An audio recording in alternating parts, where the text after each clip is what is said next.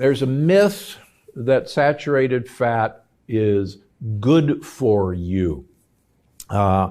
Most of the folks in the paleo and keto communities think that the more saturated fat that you eat, the better. In fact, this was first posited as the cause of heart disease back in the 1950s by a very famous nutrition researcher from the University of Minnesota by the name of Ancel Keys.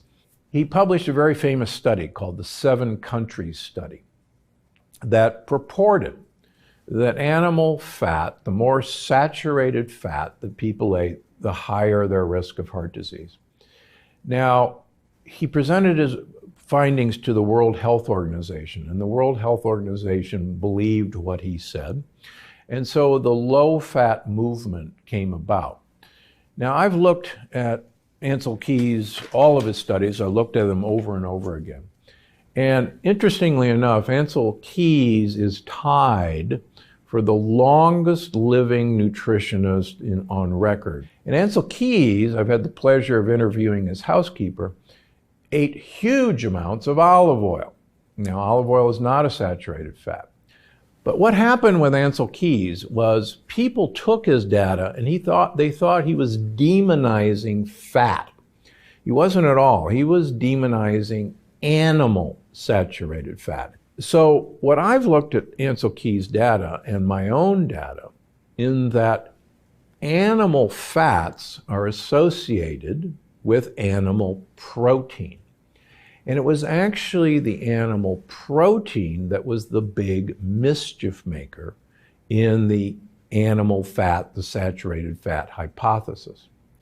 Now, so having said that, the more olive oil that I can get into you, the better your longevity and the better your brain health. And I've got a lot of tricks in the longevity paradox to tell you how to use olive oil or the polyphenols in olive oil to maximize your brain health and your lifespan.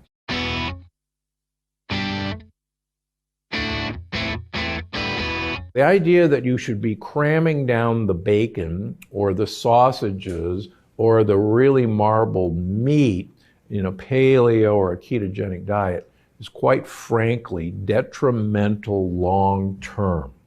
It turns out that animal protein, and it doesn't matter if the animal's a fish, it doesn't matter if the animal's an egg, if it doesn't matter if it's cheese, animal proteins absolutely cause you to age quicker, and absolutely in the case of beef, lamb, and pork, increase your risk of developing cancers. One of the interesting things about the blue zones, and I'm actually the only nutritionist who has actually spent most of their career living in a blue zone, and that's Loma Linda, California. And I can tell you that the unifying principles of the blue zones, in other words, what their diets all share, is not the common things that you're told about. All the blue zones do not eat whole grains. All the blue zones do not eat beans. That's a myth. In fact, that is not a unifying feature of the blue zones. And as I talk about in the longevity paradox, the whole grains that some of the blue zones eat and the beans that some of the blue zones eat are actually a negative part of their diet that's overcome by other very positive parts of their diet, including generous use of olive oil in 3 of the blue zones. But the unifying feature of the blue zones, which was common to Loma Linda, it's common to Sardinia, it's common to Crete, it's common to Acciaroli, it's common to Kitovans, is very, very little animal protein. That's actually the uniting factor. And as I talk about in the longevity paradox, one of my colleagues, Gary Frazier from Loma Linda, has shown that the vegan Adventists are actually the longest lived of all of the long-lived Adventists. And again, the unifying feature of all the blue zones is not the grains and beans. It's actually limited animal protein. Does that mean you have to give it up? No. In fact, I'm going to give you a bunch of tricks in the book on how to have your cake and eat it too. In this case, how to have your meat and eat it too. Are you able to recommend the ketogenic diet plant-based and avoiding, because yes, usually it's good. Yeah, I think that's the major mistake that people associate with a ketogenic diet or a paleo diet. These are all variations of basically the Atkins diet.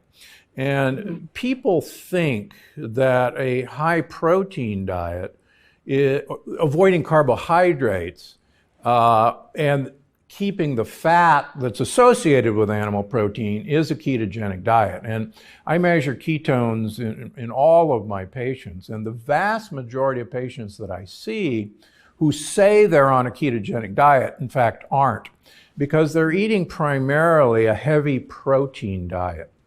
And this was actually one of the mistakes that Dr. Adkins made. And I know because my original book, Dr. Gundry's Diet Evolution, was done by Random House, who had done all the Atkins diets and all the South Beach diet books. And Dr. Adkins didn't know that we have no real storage system for protein. We need it for wear and repair, but that's about it. So we don't waste energy. So we convert protein into sugar, gluconeogenesis. Mm-hmm. And he actually died a fat man. And so many people in the ketogenic community don't know that protein will turn into sugar. So to get back to your question, I basically tell my patients that I want them to become a gorilla who lives in Italy. Now, you have to think about that for a second. Gorillas only eat leaves and twigs. Mm. And why I want them to live in Italy? Because I want them to consume 1 liter of olive oil per week. And that's a huge amount of olive oil. It's about 12 to 14 tablespoons a day. But there's a very interesting Spanish study of 65-year-old people who were followed for 4 years, and I'll briefly summarize it. One group had to have 1 liter of olive oil per week for 4 years and have a Mediterranean diet. A second group ate a low-fat Mediterranean diet. And the original study was to look at memory, and I'll forget about that. But the women in the olive oil group had a 67% less incidence of breast cancer over that time period than the women in the low-fat Mediterranean diet. So I think, so if you eat 1 liter of olive oil per week and avoid animal proteins, you're basically on about an 80% fat diet. And the carbohydrates that you're eating are basically leaves as a mechanism to get olive oil into your mouth. So that's what I do with my patients. Now, I'm not successful entirely. A lot of people will not give up animal protein, but the more I can diminish animal protein, the more successful I am with this program. And among other things, what I want to do is get the gut bacteria participating in educating the immune system. Most of the low-carb diets, whether they're a paleo diet, an Atkins diet, a keto diet, work because they're eliminating most of the lectin-containing foods, which are primarily in the vegetables and the grains and the beans that we're eliminating in those diets. So there wasn't anything miraculous about the high protein or the high fat diet. It was actually what was miraculous was the lectin elimination that they didn't talk about because they actually didn't know that that's why they worked. In fact, when my first book, Dr. Gundry's Diet Evolution, was bought by Random House 11 years ago now, they had done all the Atkins diets and all the South Beach diets. And I had figured out what was wrong with those diets. And one of the things that was common in both of those diets is you eliminated grains and beans from phase one. After phase one, you reintroduced grains and beans, and invariably people gained weight.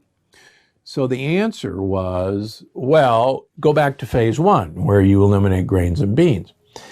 And it didn't click in any of the editors' minds that the reason you had to go back to phase one was not to be low carb again, but to get rid of the lectin-containing foods that were the grains and beans. So that was one of the observations that I made that such a successful book.